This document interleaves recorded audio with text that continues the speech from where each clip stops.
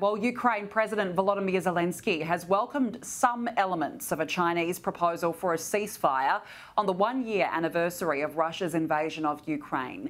China has called for talks between Russia and Ukraine, saying there must be respect for national sovereignty. Joining me now live is Dean of Global Futures at Curtin University, Professor Joe Siracusa. Professor, thank you for joining us this morning. What do you make of China's intervention here? What's the intention?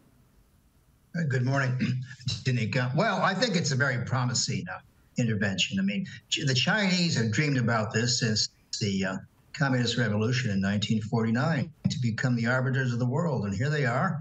They're willing to broker a peace between Vladimir Putin's Russia, which invaded Ukraine, and Ukraine itself and its Western powers. So, you know, it's in a very powerful position. And I'm beginning to think now, particularly after watching the discouraging reaction to all those promises at the Munich Security Conference.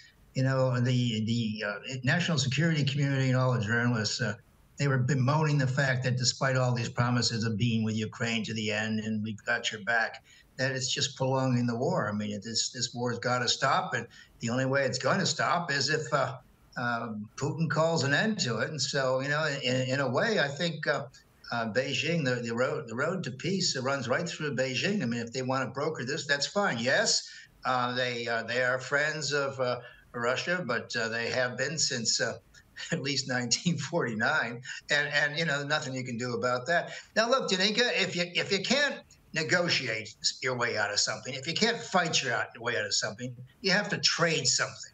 So what the trade here is going to be is there's going to be sovereignty, the guarantee of sovereignty and an international security peace deal for Ukraine. And Russians are going to get to keep Crimea and the Donbass. That's a done deal.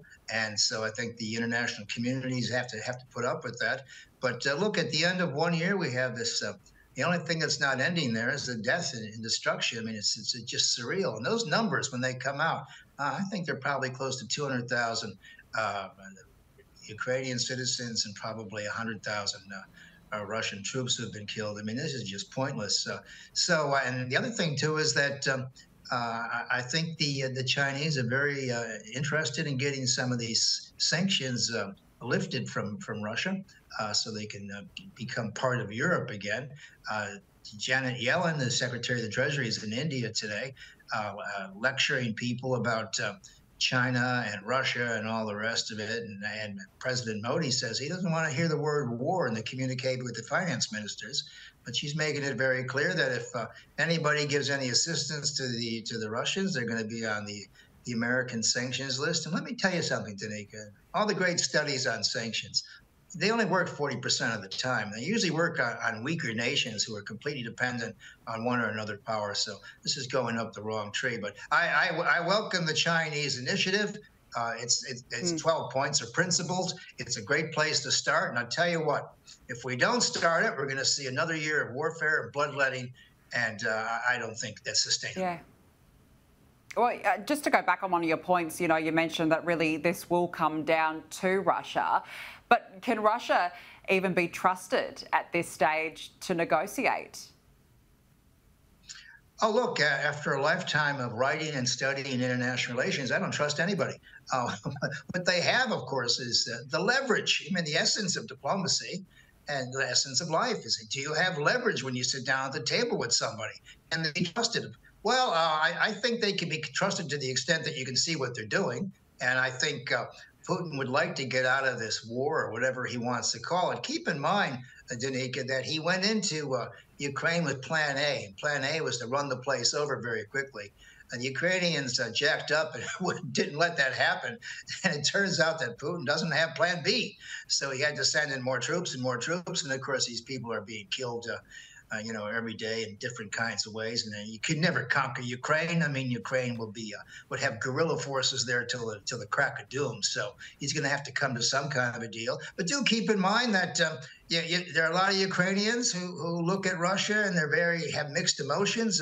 One of the great Soviet leaders was Leonid Brezhnev, one of their own, and Khrushchev made his career in Ukraine. So, you know, there's just all these kinds of loose ties to this concept of the larger Russia. And of course, The Russians are complaining. The Chinese are agreeing with them that initially this all began because of the strategic nuclear balance was shifting in that part of the world, that the West wasn't paying attention to Putin's concerns about the expansion of NATO, which was much on the minds of a number of Western thinkers and defense people, too. So they could see there was something wrong with that. And, of course, there is no excuse on God's green earth where you go in and kill people over an agreement like this. It should have been reached. My big complaint is that I think to the extent the United States brought a little bit of this on, I think on February 23rd last year, Biden should have called Putin up on the phone and said, look, NATO is not going to go into Ukraine. There's not going to be any advanced weapon systems in their borders, which is only 490 miles to Moscow, on my watch. So instead, what he did was he ignored everything Putin said. Putin got frustrated and invented some stories about Nazism and all the rest of it and went in. So I think when the great powers go to war, I think some of the other great powers have let them down. And of course, Putin and President Biden, both in their own way, have bet all their chips on this war.